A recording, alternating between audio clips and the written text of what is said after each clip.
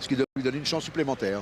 Voilà, donc une course très ouverte, vous l'avez dit, on peut assister à d'énormes surprises. D'ailleurs, il y a toujours des surprises à l'arrivée. Il y a une petite jument qu'on voit à l'écran, la belle Josée, le numéro 7. C'est une jument que j'aime bien. Moi aussi. Voilà. C'est un peu normal. C'est un petit peu normal. C'est une jument que j'aime bien, belle Josée. C'est une jument très régulière qui fait toutes ses courses et connaît parfaitement l'hippodrome de Pau, ce qui est quand même pas un désavantage, c'est clair. Et donc, je pense qu'on peut lui faire peut-être confiance pour une place, en tout cas. Voilà, casaque verte avec une croix de Lorraine jaune et une toque marron. Belle Josée, montée par Jonathan Viard et entraînée par Cyriac Viard. Voilà, les chevaux se rapprochent du départ maintenant, vous allez les voir. Ils vont se mettre en position pour prendre ce départ. Départ volant, départ volté un petit peu, départ à l'anglaise. Vous allez voir que ça va partir relativement rapidement, puisque c'est une piste où je vous ai dit, on part très vite pour se placer. Il ne faut pas être trop à l'arrière, voilà. Sinon on ne voit pas la tête. C'est bien, c'est Cléfernès, le numéro gris, et un gris qui a pris l'avantage, alors qu'en queue de peloton, nous avons Salarné de Guy, qui est une casaque orange. Cléfernès avec le numéro 1, Prinzio de Juillet. En troisième position, nous avons Enrique Le Sol, casaque grise et noire, alors que nous avons Belle Josée, la casaque verte, est en quatrième position. À ses côtés, Latin Moon avec Roméo Desongrés. Et en queue de peloton, nous avons pour l'instant toujours le numéro 10, Salarné de Guy, une casaque orange. On va pas très vite, Michel. Non, écoutez, je pensais que ça allait partir plus vite que ça, mais la piste qui est très collante aujourd'hui fait que les jockeys ont peut-être eu les consignes de pas trop barder au début. Et on voit un peloton, ma foi, très groupé dans l'immédiat, avec pas mal de chevaux encore bien placés. Donc c'est encore trop tôt pour se faire une idée. Latin Moon, le numéro 2, qui a pris l'avantage devant le gris. Cléfernès en troisième position, Enrique Le Sol en quatrième position. Nous avons le numéro 18, Brésilien, une casaque bleue et orange.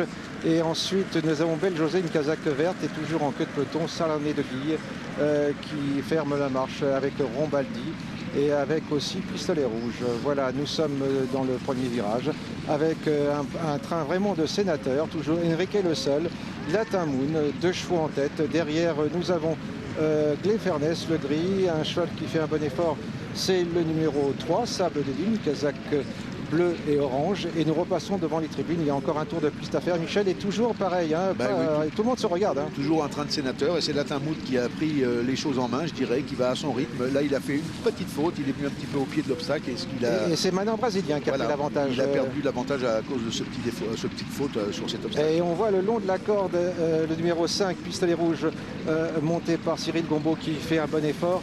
Nous regarde, on sait devant les tribunes, et bien tout le monde a bien sauté. On voit qu'en queue peloton, Salarné de Guy ferme la marche, il attend son heure. Voici Rombaldi qu'on voit loin aussi. Rombaldi est loin aussi, et pour l'instant, Michel, c'est vraiment une course tactique. Hein. C'est vraiment une course tactique, donc on va tellement accélérer brutalement en face. C'est à ce moment du parcours que va se décider la course. Et il y a une chute, je crois que c'est le 3 qui est tombé. Oui, le 3, il a l'air de s'être fait mal, le jockey, puisqu'il reste malheureusement sur la piste pour l'instant. Voilà, donc Brésilien en tête devant Latin Moon. On ne change pas depuis le départ. Cléfernès, le gris en troisième position. Le long de la corde, qui va très bien, c'est Pistolet Rouge, le numéro 5, monté par Cyril Gombeau. Enrique Le Sol qui est là à ses côtés. Nous avons aussi Albuc qui a fait un bon effort.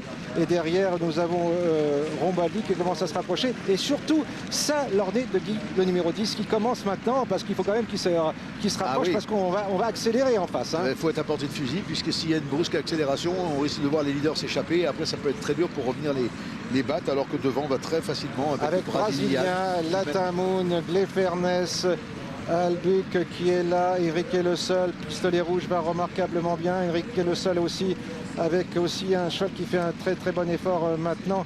Eh bien, c'est Oulala qui fait aussi un bon effort. Voilà, nous sommes à la ligne d'en face, Michel, et pour l'instant, rien n'est joué, naturellement. Non, vraiment rien n'est joué. Tout le monde se marque encore un peu à la culotte. Il y a beaucoup de chevaux qui sont sur la même ligne et on va certainement assister à une très belle fin de course de tout ce petit monde. Oui, je crois qu'on va surtout assister à une très belle fin de course de Pistolet Rouge qui va remarquablement bien, qui vient maintenant en deuxième position. Il a très bien sauté la ligne, la haie d'en face. Et Brésilien, Pistolet Rouge, avec aussi Albuc, avec aussi 4 heures qui est là, avec aussi un cheval qui fait un très bon effort maintenant à l'extérieur.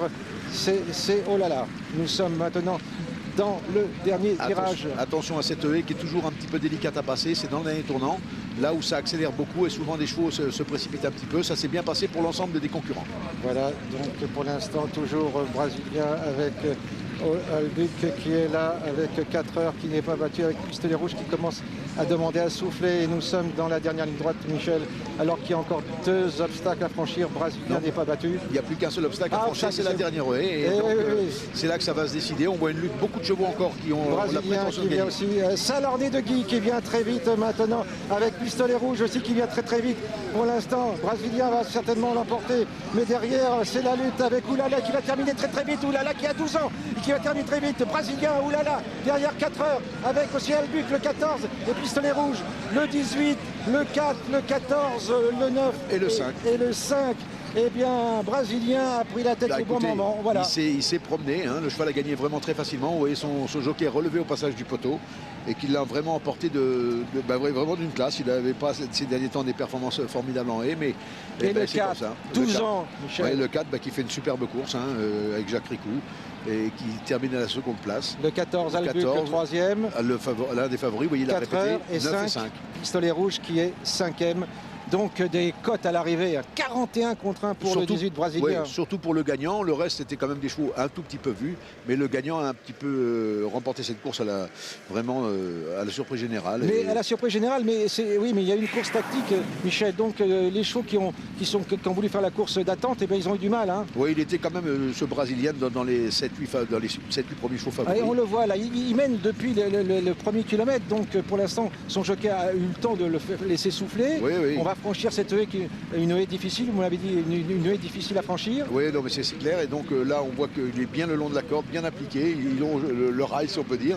Il mène comme ça à son rythme depuis le début. Comme il n'y a pas eu un train très rapide, ça va lui permettre de repartir après cette dernière haie et vraiment de l'emporter, somme toute, très facilement. Ce 18, donc, ce gris qui vient, eh ben, il va gagner derrière. Alors, oulala qui venait vraiment, le numéro 4 qui venait du Diable Vauvert au milieu du peloton. On termine très vite. 4 heures aussi. Pistolet Rouge, on a cru qu'il allait l'emporter, mais il a craqué pour finir peut-être sous le poids.